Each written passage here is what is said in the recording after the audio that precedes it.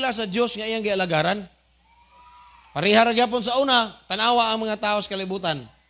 Tungod kang ilang Dios na ay mata pero dili makakita. Na ay ilong pero dili makasimhot. Na ay baba di makasulti, na ay kamot dili makahikap. So, bisan pag maghujaka na sila di sa sala sa atubangan ang nilang gisimbang ribulto, di na sila mahadlok. Ano di man sila mahadlok kay bawa man sila kana ilang Dios dili makahimo sa angay kahadlukan. And I hope and I pray this morning nga nakaila ta tinudanay sa tong Dios. Munay mo lead nato nga magtarong tas papangalagad kanang nakaila ka sa imong Dios. Amen. Malimo ta nga ang atong Dios gatan-aw nato bisig tuwa ta sa pinakalawom o pinakahilit nga lugar. Pero ang mga tao dayag nga magbuhat og pagpakasala nga naman wa man sila kaila silang Dios.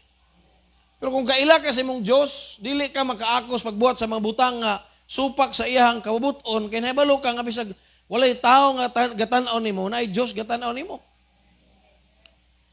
Walay development of fear, dili mo develop ang kahadlok nimo sa Ginoo kung wala ka tinud-anay nakaila sa Ginoo. So this morning, una sa tanan atong hisgutan, kaning the evidence that God exists. The evidence that God exists. Unsa may mga pruiba, unsa may mga ebidensya nga ang Dios naa.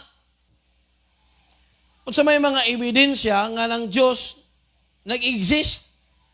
Unsa may mga ebidensya nga naa gyud Dios. Kay midaghan man ning grupo karon, di ba? Doon naman tayo tulo ka grupo sa mga tao. Una, unsa toy una? Atheist.